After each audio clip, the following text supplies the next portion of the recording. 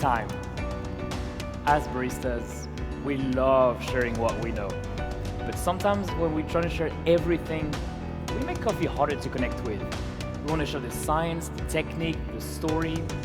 But when we share everything at once, coffee can start to feel complex like this. Green coffee is shaped by genotype expression, microclimate, and fermentation kinetics. Roasting is driven by Maillard reactions, caramelization pathways, and acid transformation. Brewing is controlled by grind distribution, flow dynamics, and extraction yields. And water is defined by alkalinity, general hardness, and ionic composition. All of that is true, but as a guest, it's overwhelming. Over the last 10 years, the best coffee experiences I had all had one thing in common: clarity.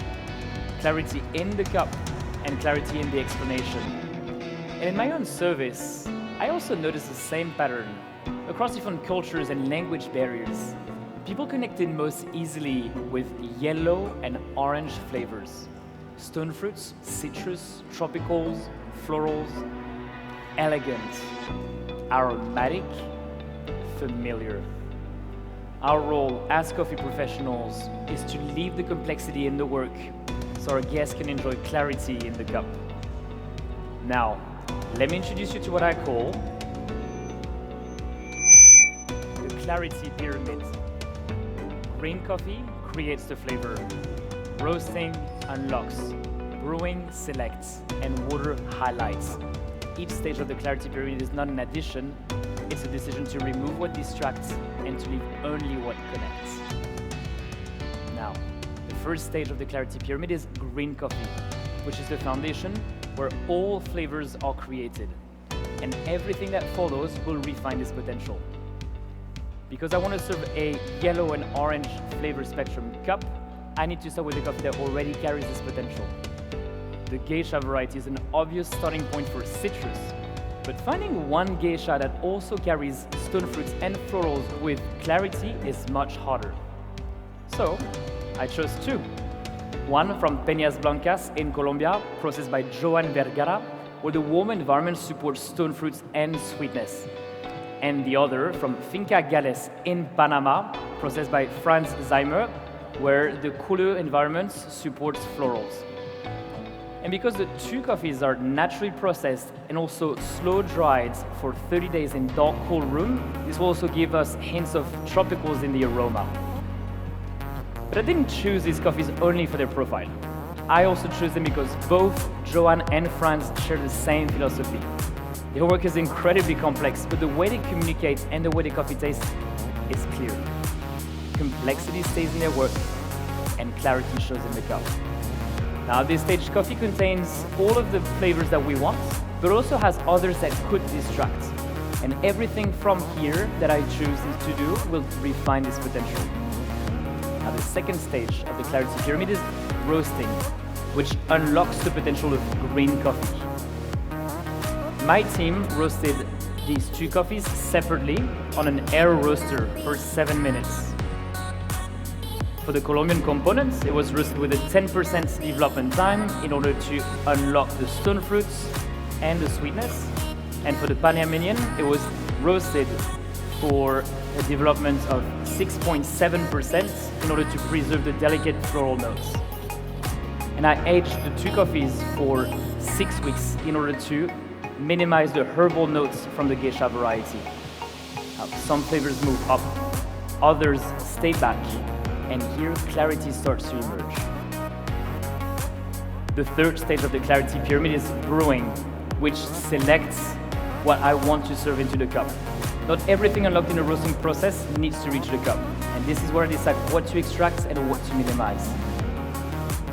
I'm using 7 grams of each coffee for a 14-gram dose. And I find that at this ratio, I get the best balance of the yellow and orange flavors from the two coffees.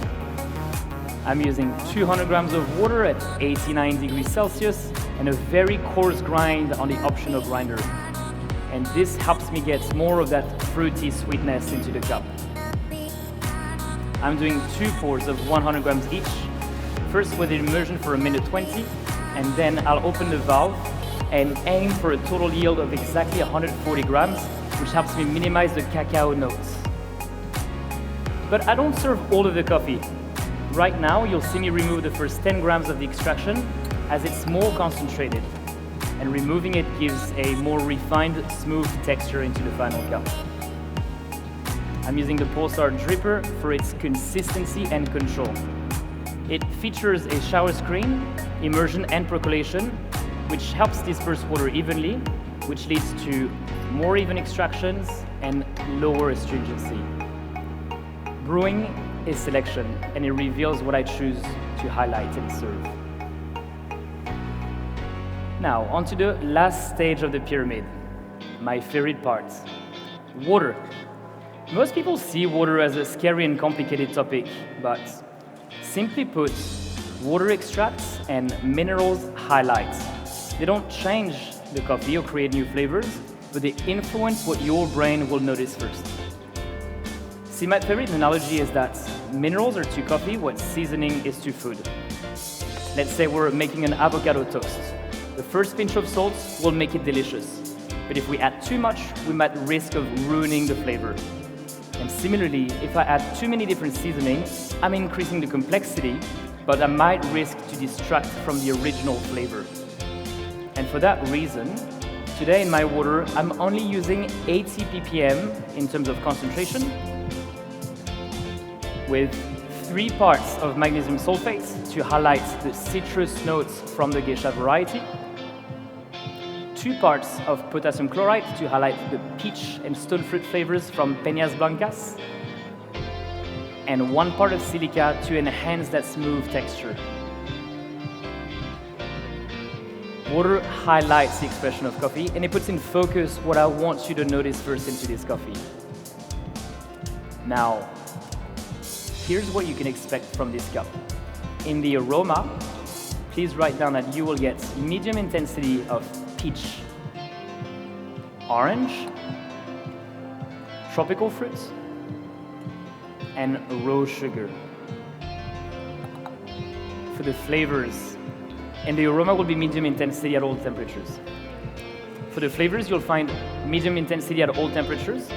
When hot, you'll get nectarine, mandarin, and a hint of florals. When warm and cold, you'll get peach, tangerine, and white florals.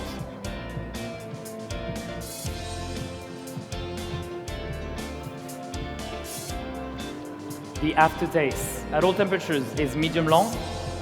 Hot, you'll get a citrus-like mandarin aftertaste.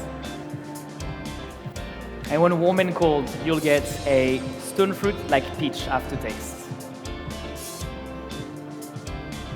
The acidity at all temperatures is medium in intensity, citric like citrus, and malic like stone fruit. The sweetness at all temperatures is medium in intensity. Hot, it will be fruity like stone fruit, and you also get some brown sugar sweetness. When warm and cold, it will also be fruity like stone fruit, but also fruity like citrus. The mouthfeel, medium wet at all temperatures.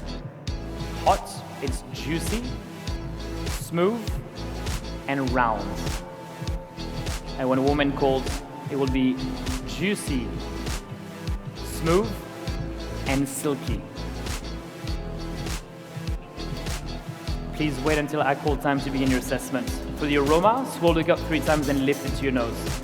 I've chosen this cup specifically because the thickness on that orange side of the cup enhances the perception of silkiness into the texture. So please drink exclusively from that side. Let's be honest, every stage of this coffee is complex. The way it was produced, the way my team roasted it, my brewing recipe, and the water we designed. But our guests shouldn't need to understand all of that to enjoy coffee. All they need is one clear experience, one clear flavor memory, and one reason to come back. Because when complexity stays in the work, clarity shows in the cup. And when coffee becomes easier to understand, it becomes easier to love. Please enjoy. Time. That was our first finalist of the day, Simon Gautherin. Giving them a big